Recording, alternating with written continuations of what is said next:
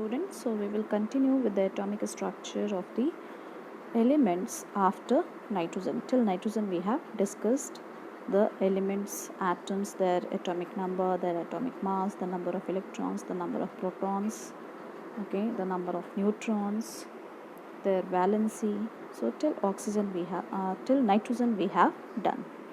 So today we will start with oxygen.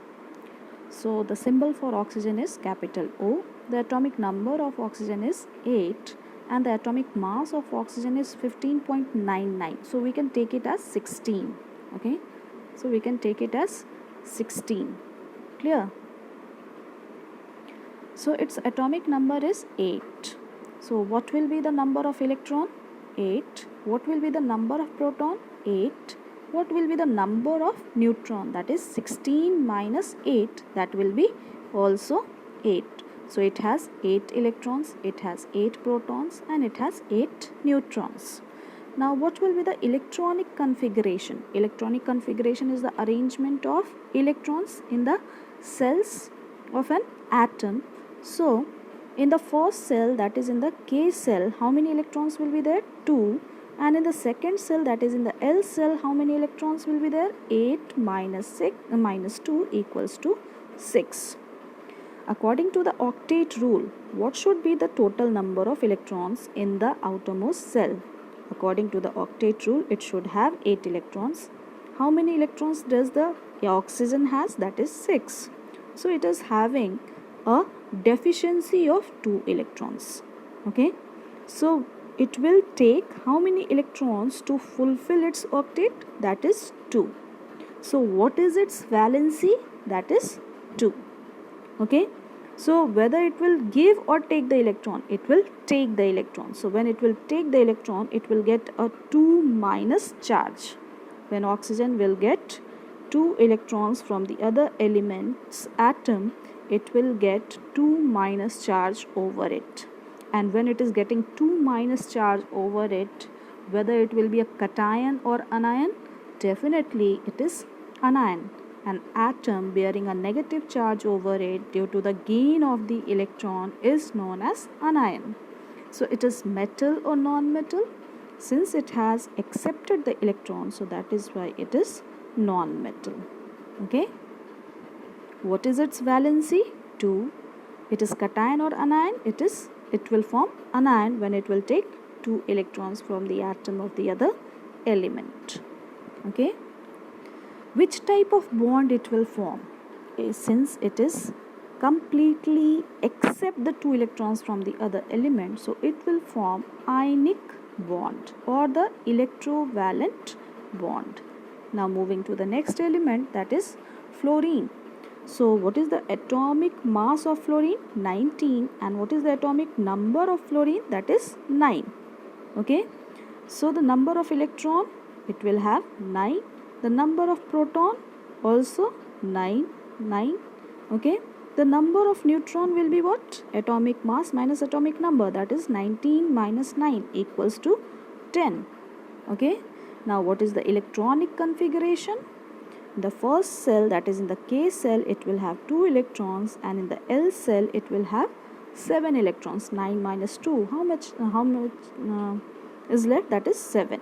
Okay. Now according to the octet rule, what should be the total number of electron in the outermost cell? That is 8. It is having 7. So deficient in 1 electron. So it will take 1 electron, and when it will take 1 electron, its valency is 1. Okay. After taking 1 electron, when this fluorine will get 1 electron from the other element, so plus 1 electron, fluorine plus 1 electron, what will be the charge over fluorine? Minus 1. So it is forming cation or anion? That is anion. Okay. It is metal or non-metal? That is non-metal. Which type of bond will be formed by it? A strong electrovalent bond will be formed by this element. Okay.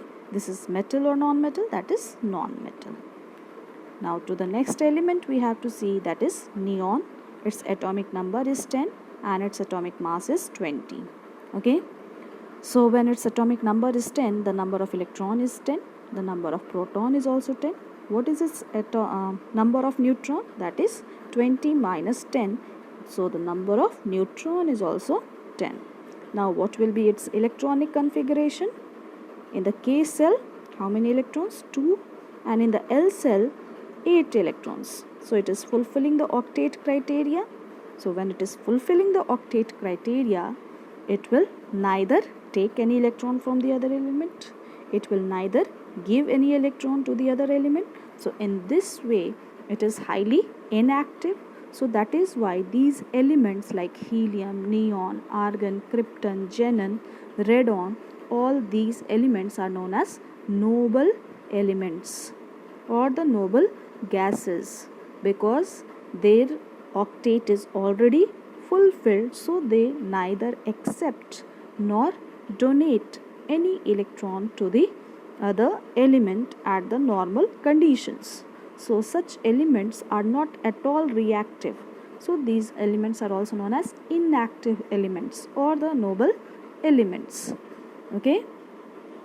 So will it get a positive or negative charge over it? No. At the normal conditions, it will not get positive or negative charge over it. So it is chemically inactive or chemically unreactive. Next element is sodium. Its atomic mass is 23. Its atomic number is 11. Sodium, the Latin name for sodium is natrium. So the symbol for sodium is Na. So its symbol is taken from the Latin name. So number of electron is 11. The number of proton is also 11. But the number of neutron will be 23 minus 11. That is how many? 12. Okay. Now what will be the electronic configuration of sodium? In the first cell, K, L and M. How many cells we will need it for sodium now? 3. First cell 2 electron, second cell 8 electron, and in the third cell 1 electron. So when the outermost cell has 1, 2 or 3 electron, it will give the electron. So minus 1 electron from it. And when it will give the electron, after that it will get a positive charge over it. Okay, and how many electrons it is giving? 1 electron. So since 1 electron is being given, so 1 positive charge. So it will form cation. It will form cation. It means it is metal. And which type of bond will be formed? That is covalent bond. And what is its valency? That is 1. So this is all for today, but you have to complete it till the atomic number 20 in the same pattern. I hope you must have understood it. Thank you everyone.